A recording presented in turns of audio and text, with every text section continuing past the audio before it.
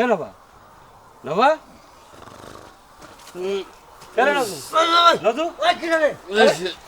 এখানে শুয়ে ঘুমাতেছিস কি জন্য?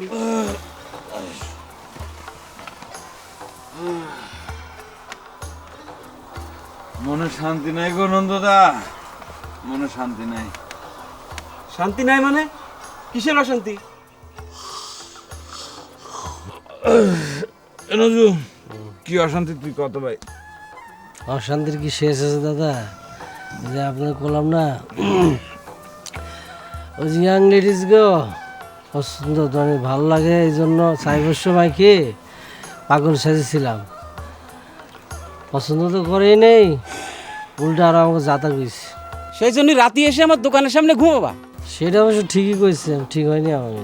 আরে দাদা ঘটনা তো এখানেই শেষ না, আরো আছে। তা ঘটনার শেষটা কি শুনি। মাত্র সেই ইয়াং বজ্জাত মেয়ে করে শোক সামলাইছি, ঠিক সেই মাত্র আমাদের নুরা ভাই একটা প্যাচ মেরে আমাকে অশান্তি বাড়ায় দিল। কেন, নুরা আবার কি করেছে? কি আর করবি, গতকাল দিন কিংবা রাতে কোনো এক অজানা ঘটিকে এসে পালিয়ে গেছে, হারিয়ে গেছে। কও কি, কনে গিয়েছে সে?